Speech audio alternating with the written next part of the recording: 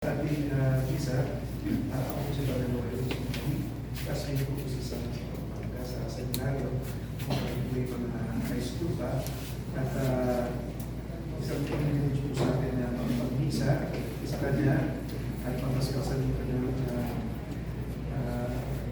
labi kasi pare-pareho po kami nangarap natin ng pare.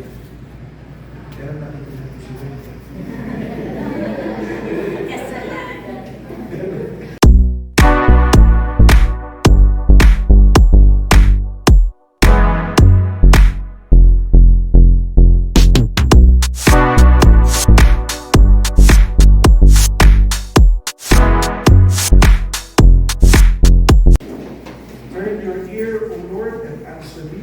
Save the servant who trusts in you, my God. Have mercy on me, O Lord, for I cry to you all the day. In the name of the Father, and of the Son, and of the Holy Spirit. Amen. The grace of our Lord Jesus Christ, the love of God, and the communion of the Holy Spirit be with you all. And with your spirit. By the way, sa batch po namin, tatlo po kami naging pare. Out of 60, I think, sa batch po namin. Aside from sila, 16, sa pong classmate natin. Ibig po si Maria Abilina, iba natin. Tatlo lang po kami naging pare. Isa po ay ibig po sa Pampagudini, hindi siya makakarating. Pero nag-message kami kanina sa isa't isa, sabi na ipagdasal mo na para sa akin, si Bishop Peter. Isa naman po ay pare kasi nagmimisa po ngayon at sa seminary na kasay. Sana baka makapunta mamaya sa Father Pam. Lahat po sila nagpapadali po ng mga dasal, mga po ng misa para sa kaluluwa ng misa. As we begin this holy sacrifice of the Mass, we know that we have failed many times sa mga ating pag-iisip, sa ating sasalita at sa gawa. May mga nagawa tayo hindi tama, na laban sa Diyos, laban sa kapwa, laban sa sarili natin. Kaya, kamahimik tayo ng sandali at humingi tayo ng tawad sa atin.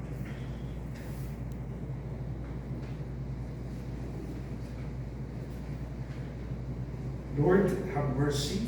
Lord, have mercy. Christ, have mercy. Christ, have mercy. Lord, have mercy. Lord, have mercy. May Almighty God have mercy on us, forgive us our sins, and bring us to everlasting life. Amen. Glory to God in the highest, and on earth peace to people of good will.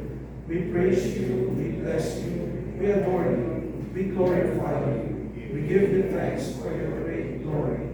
Lord God, heavenly King, O God, Almighty Father, Lord Jesus Christ, only begotten Son, Lord God, Lamb of God, Son of the Father, you take away the sins of the world. Have mercy on us. You take away the sins of the world. Receive our prayer. You are seated at the right hand of the Father. Have mercy on us. For you alone are the Holy One. You alone are the Lord. You alone are the Most High, Jesus Christ, with the Holy Spirit, in the glory of God the Father. Amen. Let us pray. O God, who caused the minds of the faithful to unite in a single purpose, grant your people to love what you command and to desire what you promise, that amid the uncertainties of this world, our hearts may be fixed on that place where true gladness is found. Through Christ our Lord. Amen. Sige tayo.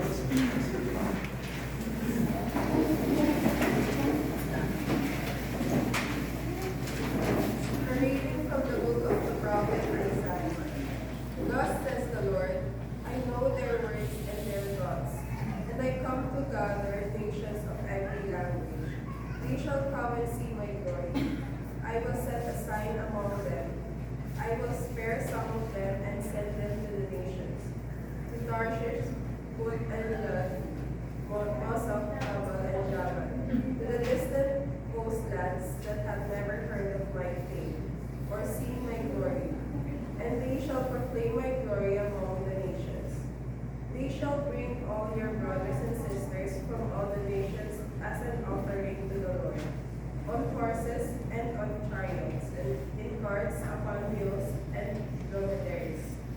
To Jerusalem, my holy mountain, says the Lord. Just as the Israelites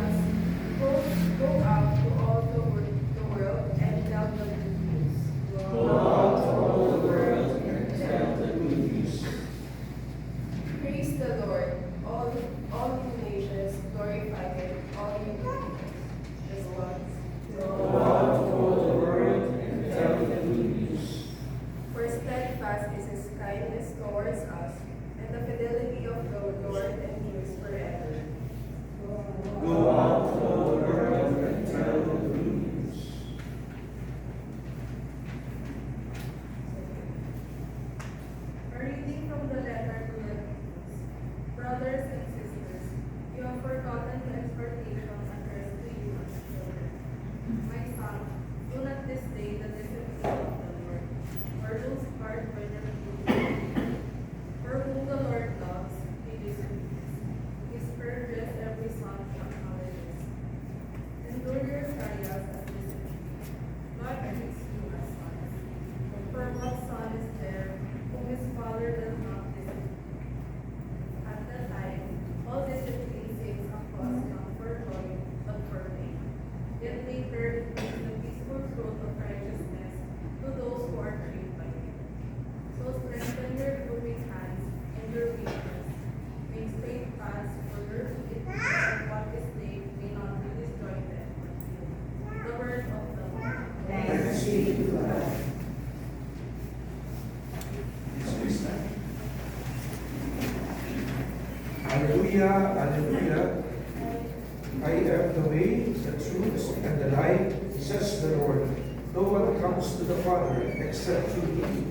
Hallelujah, hallelujah. The Lord be with you. And with your spirit. A reading from the Holy Gospel according to Luke. Glory to you, Lord.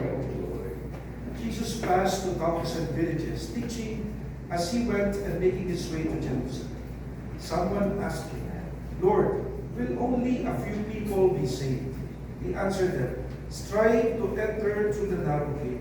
For many, I tell you, will attempt to enter, but will not be strong enough. After the master of the house has arisen and locked the door, then will you stand outside, knocking and saying, Lord, open the door for us. He will say to you in reply, I do not know where you are from. And you will say, we ate and drank in your company, and you talked in our streets. Then he will say to you, I do not know where you are from. Depart from me, all you evildoers. And there will be wailing and grinding of teeth when you see Abraham, Isaac, and Jacob, and all the prophets in the kingdom of God. And be yourselves cast out.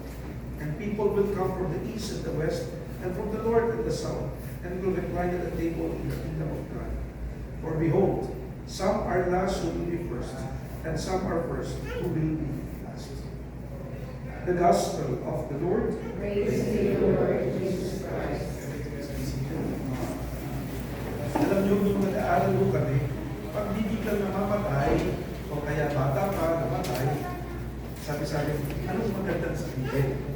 Lalo na pag hindi mo ine-expect na mawawala ng isang tao. Ang sabi nila, ang sabi ng professor namin, ano magandang sabihin? Wala. Kasi hindi mo naman talaga alam.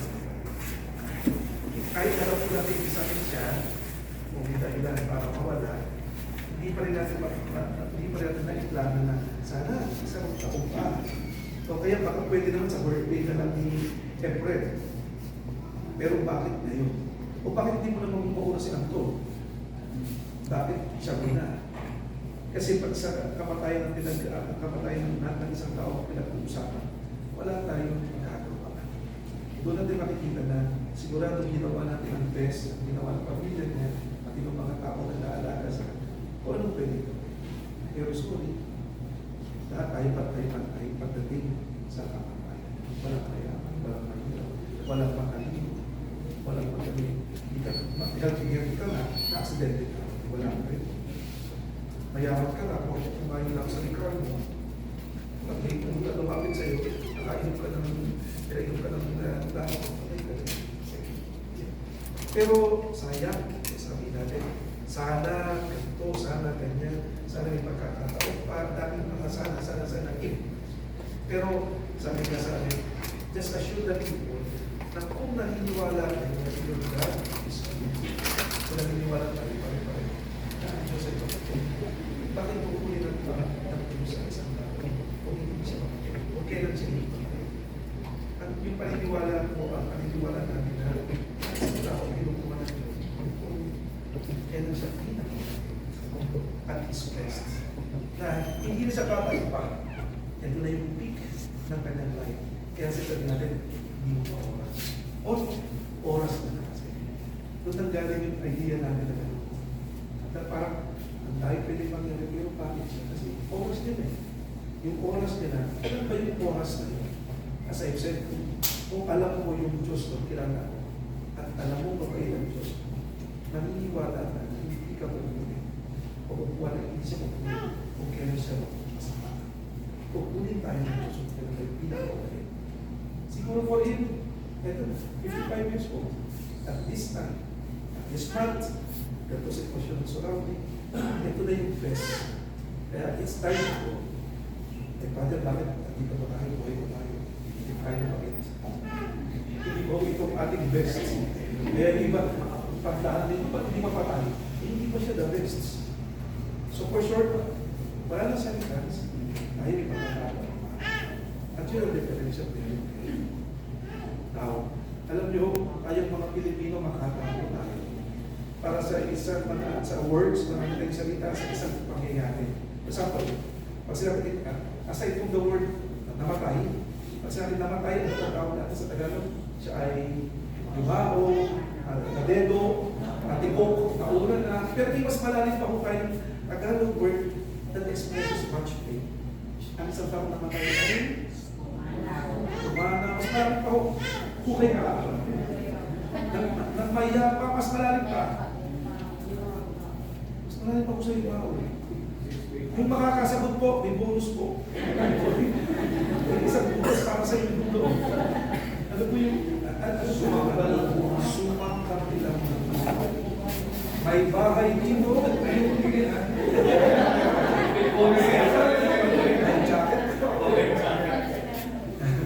Ano po ka?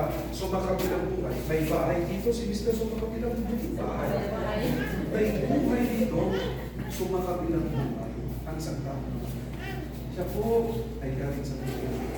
Siya ngayon ay nasa kabilang buhay. That tells us something very, very important. Ano po yun? The life we are living here is not the only life in this world. Hindi lang po tapos ang buhay. May buhay sa kapila. Dito, inalagaan natin ang utak natin, sarili natin, we make sure that we are healthy, we are good, we're doing well. Okay, cool. Kasi kita ng mga tao, pinapalampakan tayo, magaling na asawa, okay. Andito lang. Pero, paglipat natin sa buhay sa kapila, gamitin ba ang magiging tingin sa atin? Hindi na siguro ng mga tao dito kasi wala na, hindi sila nakasama. Pero nung buhay, nakikitaan natin sa kapila. Yung nagpilitin sa atin, kapalakpak din kaya ang Diyos. Sasabihin niya, Papa, hindi ba? Okay, you deserve to be somewhere else. Kaya, I think, masasayang ang kamatayan ng lahat ng relatives natin. Pag-inis natin. At pag ipong-reality na ito, hindi natin mag-isip. Kasi parang, handating palagi, ito naman buhay. Kaya nga, kasi, kung alam natin, meron pa sa kabila, gagawin ko yung maayos dito at tama. Para mapagandaan ko yung sarili ko sa kabila. Ito na ba yung pagtamang pag-ahanda sa kabila? Naalala ko yung isa kong napaka-famous sa tao si Alexander the Great. Siya, napakapangyarihan. Pero nakapagtaka, nung mamamatay siya, meron po siyang tatlong request. Last 3 requests niya bago mamatay.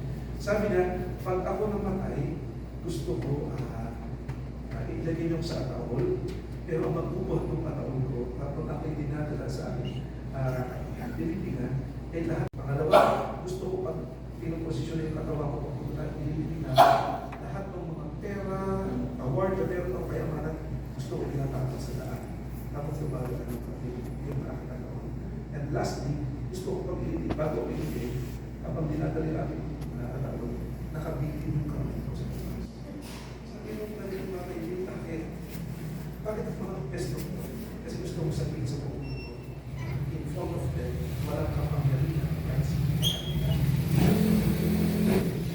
Mas makapangyarihan ang may-ari ng mundo kaysa sa mga tinatry sa kagilid. Pangalawa, kayamanan. Lahat ito nagkaroon sa mundo at iiwanan mo sa mundo. At pangatlo yung kamay. Kapag tumating tayo walang kailangan, aalis tayo. So, ang ay makahanda para sa death. Kung yun ang realidad. Kung bibigyan si Samuel ng Diyos, kahit na 1 million para masalita mo sa atin, ano kayo sasabihin? Sasabihin niya kaya, uy, magpalak kayo ng mga bahay. Kaya nyo nga, hindi po kayong lugar kayo. So, kahit nagkano ka lang yung bahay po natin, mansion, ayan po, kasya ka na dyan. Galing, kasya ka dito. Kasi po na, nadadamay ko na para. Ano po? Sabihin niya ng isang piliin sa amin, magpalaki tayo ng bahay. Kasi kung sa kanila kayo, bukas, saan yung sa ilalagay? So, saan yung malang bahay? Kahit ano kakayaman ng tahira, pag namatay ka, dalutin mo mo. 6 feet below the ground, yan lang ang i-offer ka mo. So, para saan ang malaking bahay? Ha? Baka sasabihin niya, gusto mo parang tayo ng pera, ang mga award. Sino bukas po pag-bukas pag-dibigyan? Talagyan po ng mga pera ko. Nalala ko yung lolo ko, binurol. Kung namatay lolo ko sa pag-dibigyan, tinawagakan ako. Hindi pinuntahan ko ako. Hindi ko iyak na iyak kasi siya yung nagbantay. Tapos, hindi ko pa nakita, pagtingin ko sa ako, ang ko ako kasi, okay, maayos. Pero nakita ko may 100. Sa kamay, nakarol, nakapero. Sabi ko sa auntie ko, ano yun? Tradisyon yan sabi ko sa kalimpitan, na pag namatay, papabaunan mo. Kasama yan, pagkakasal na tayo, magkaroon okay. Nung ililibig na, bago isa rin na taon, ako yung pulipipigin, papas pa. Nakita ko, 20 na lang. Sabi ko sa ate ko nung pagkalibig, isang daan na nung, bakit 20 na ito? Tanda namin ito. Papayaran pa sa ako, papayaran. Sino magpapadala ng pera pag tayo naman ka? Wala. Hindi kayo papadala. Nakikita natin kayo, papadala sila pag naman kayo. So, sasabihin na yun, marami tayong pera sila. Sabihin niya, marami tayo ng kaibigan kamag-anak. Sino mo sa inyo kahit mahal na mahal niyo si Sam, sasama sa kanya ng pastor? Iyak tayo lahat. Katapos ko sa lupa ng lahat. Iyak ka naman. Mahal natin. Pag naman tayo natin, mahal nila. So, ano kayo sasabihin ng isang tao? Lagi ko alam na ito. Isa na malaking bahay, pamilya nila, mahalan nila. Isa na maraming kaya, etc. Pagkakataon, kasi kayo, pagpulungan. Imbis na maraming magkakaibigan, presensya, sa mga taong totoong ibinigay sa atin ng Diyos para mahalin ang pagmahal sa atin. Yung mga bagay na ngayon inaalala natin, kung hindi tayo sa picture. Kahit hindi siya perfecto na. Pero once upon a time, he made sure that the family is okay. Nandun siya. Kinausap ako. Ibinigay siya. Napaalalahanan niya ako. Pinaalalahanan ko siya. May time that he really became the best of me. According to what God has done. Kaya nga, this time that we are all here, sana hindi masayang at isang ang lahat ng mga pagkasabi. When we reflect and we are given time to reflect about our lives. Actually, wala sa problema eh. Parang sakit. Hindi na kailangan ng pagkain. Tutulugan mo, komportable doon. Sino mang problema kayo? Tayo, buhay pa tayo. Pero, hindi na yun. Ay, pero tayo may chance. Para may magawa ka. So, ano ba yung tawag sa akin ng Diyos din? At may paalala na ngayon, ito naman pala kayo. Kung tayo masyadong malungkot, ang buwan ko. Pero kung hindi siya ito, susunod ko kayo. Kung gusto mo, susunod ko kayo. Agad, huwag muna ako. Pero saan, paano, kailan, hindi ko siguro mahala na yun. Kasi alam natin, sa araw nandito tayo. Sana, handa tayo para sa kanila. That's also our prayer for Sana. Wherever he is, magpapasay siya, kaya nasa atin sana mapayapa ng kaluluwa. Kung hindi, nandito tayo para tulungan siya sa ating kasal. Ganun din sa pamilya na nawala, nagsisyon po ito, may panahon na magduksa, pero sana ito palagay, as we say, magbigay ng puro at sa ating lahat. Lalo na sa buhay natin at pag-struggle natin dito sa mundo na hindi naman ito lahat.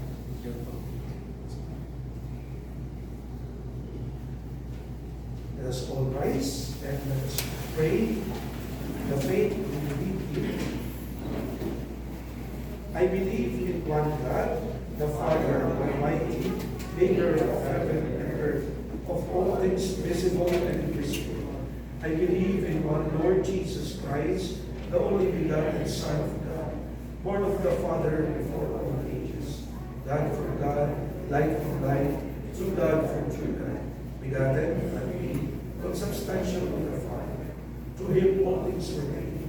For us men and for our salvation, he came down from heaven, and by the Holy Spirit was incarnate of the Virgin Mary and became man. For our sake he was crucified under Pontius Pilate. He suffered death and was buried, and rose again on the third day in accordance with the Scriptures. He ascended into heaven and is seated at the right hand of the Father.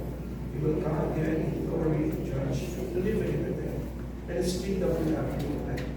I believe in the Holy Spirit, the Lord and the giver of life, who proceeds from the Father and the Son, who with the Father and the Son is adored and glorified, who has spoken to the prophets. I believe in one holy Catholic and Apostolic Church. I confess one baptism for the forgiveness of sins, and I look forward to the resurrection of the dead and the life of the world to come. Amen. Sisters and brothers, Jesus Christ is risen from the dead and sits at the right hand of the Father, where he intercedes for his church. Confident that God hears the voices of those who trust in the Lord Jesus, we join our prayers to his. We shall say, Lord, hear our prayer. Lord, hear our prayer. Our brother Sammy was nourished at the table of the Savior. Welcome him into the host of the heavenly Father. We ask you, Lord. Lord, hear our prayer. Many friends and members of our families have gone before us and await the kingdom. Grant them an everlasting hope with your Son. We ask you, Lord. Lord, hear our prayer.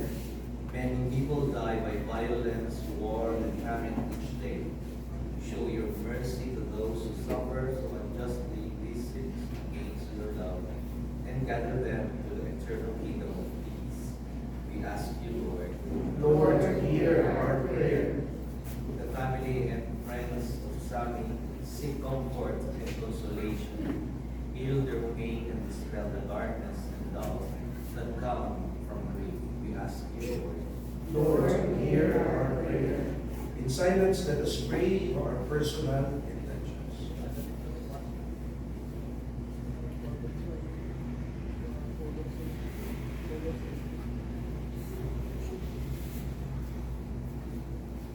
Lord God, giver of peace and healer of souls, hear the prayers of the Redeemer Jesus Christ and the voices of your people, whose lives were purchased in the blood of the Lamb. Forgive the sins of all who sleep in Christ, and grant them a place in the kingdom. We ask this. Christ our Lord. Amen. Magtatanong lang po, sino yung gusto mong tumanggap ng komunyon para sa mga kamay para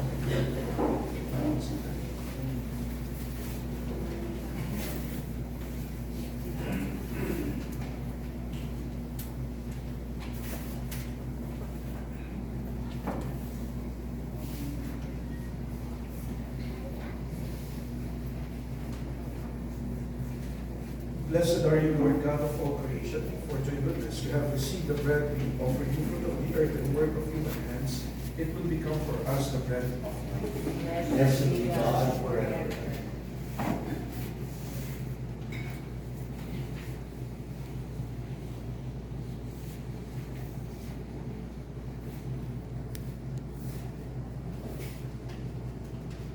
Blessed are you, Lord God of all creation, for to your goodness we have received the wine we offer you, fruit of the vine and work of human hands.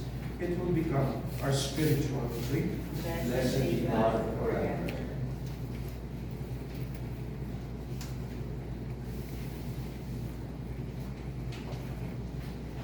Pray, sisters and brothers, that my sacrifice and yours may be acceptable to God, the Almighty Father. May the Lord accept the sacrifice at your hands for the praise and glory of his name, for our good and the good of all his holy church. O Lord, who gave for yourself a people by adoption to the one sacrifice offered once for all, bestow graciously on us, we pray, the gifts of unity and peace in your church.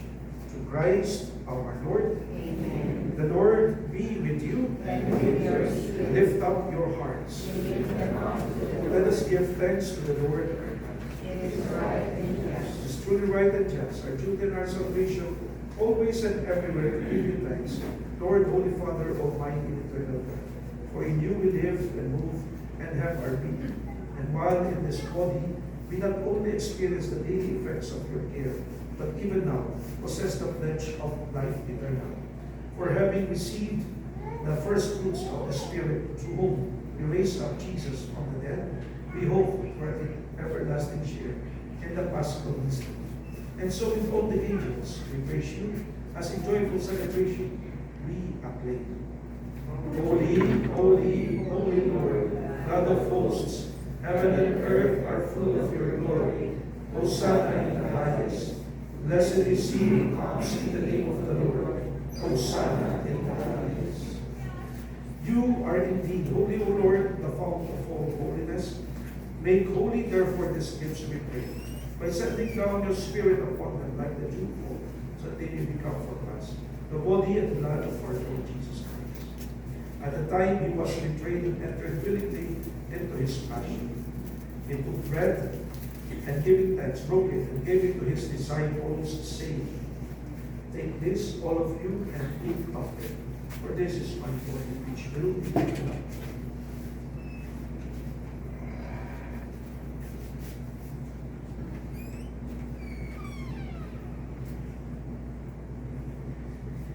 In a similar way, when supper was ended, he took the chalice and once more giving thanks, he gave it to his disciples, saying, "Take this, all of you, and drink from it, for this is the chalice of my blood, the blood of the new and eternal covenant, which will be poured out for you and for many for the forgiveness of sins. Do this in memory of me."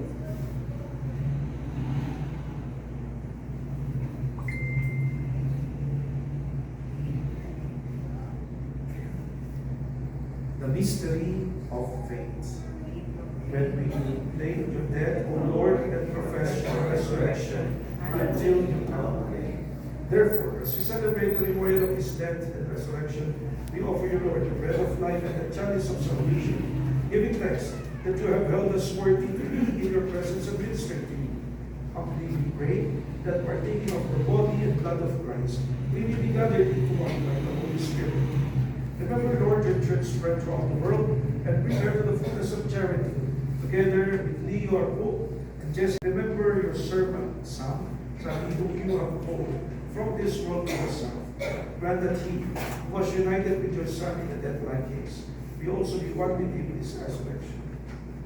Remember also our brothers and sisters who have fallen asleep in the hope of the resurrection, and all who have died in your mercy. Welcome them into the light of your face.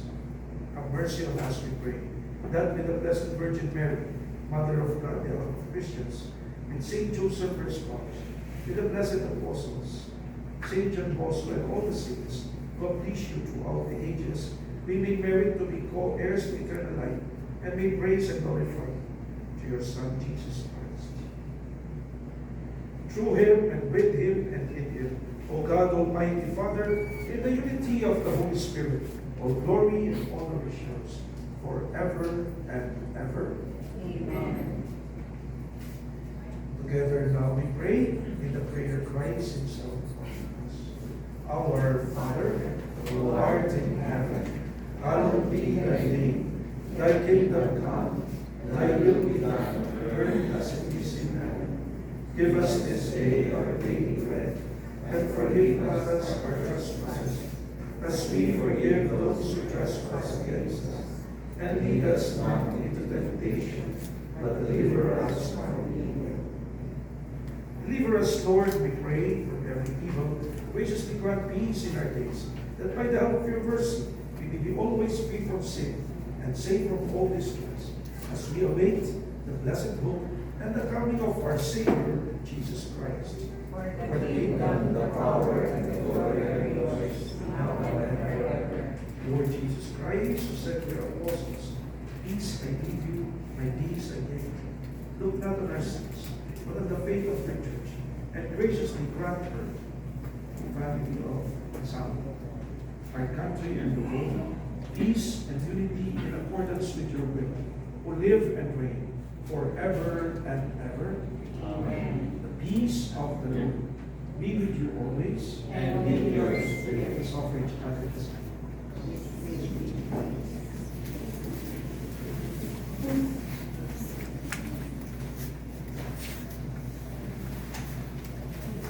Lamb of God, You take away the sins of the world, have mercy on us. Lamb of God, you take away the sins of the world, have mercy on us. Lamb of God, you take away the sins of the world, grant us peace.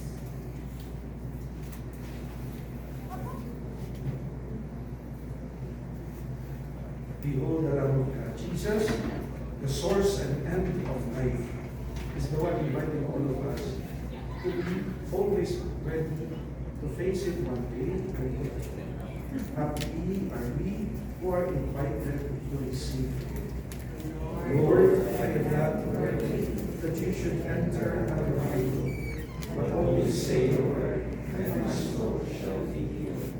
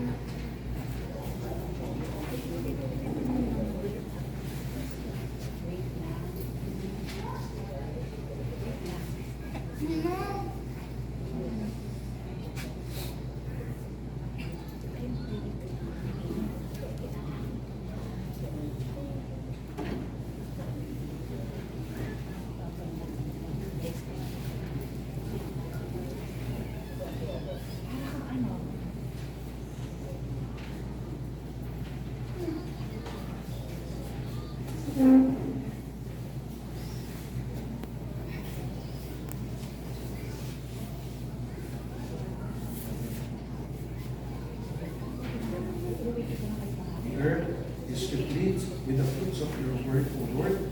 You bring forth bread from the earth and wine from your. Let us pray.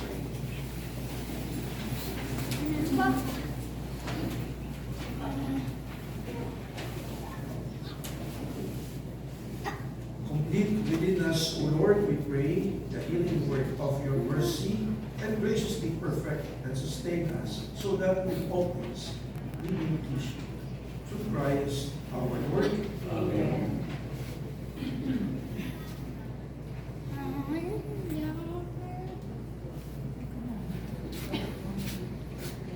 Before we go our separate ways, let us take leave of our brother Sam. May our farewell express our affection for him. May it ease our sadness and strengthen our hope. One day, we shall joyfully greet him again when the love of Christ, which conquers all things, destroys even death itself. silence. Let us pray for the souls.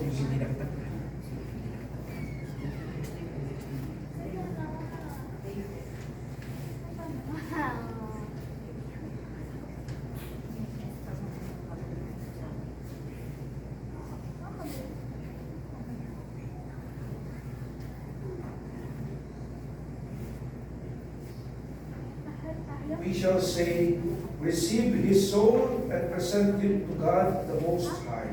Receive his soul and present him to God the Most High. Saints of God, come to his aid. Hasten to meet him, angels of the Lord. Response. Receive his soul and present him to God the Most High. May Christ, who called you, take you to himself. May angels lead you to the bosom of Abraham. Response. Receive his soul and present him to God the Most High. Eternal rest grant unto him, O Lord, and let perpetual light shine upon him.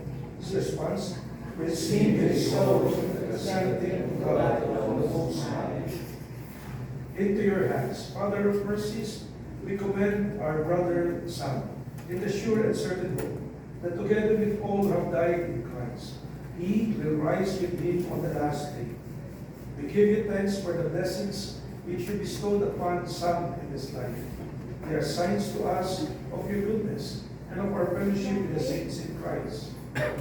Merciful Lord, turn toward us and listen to our prayers.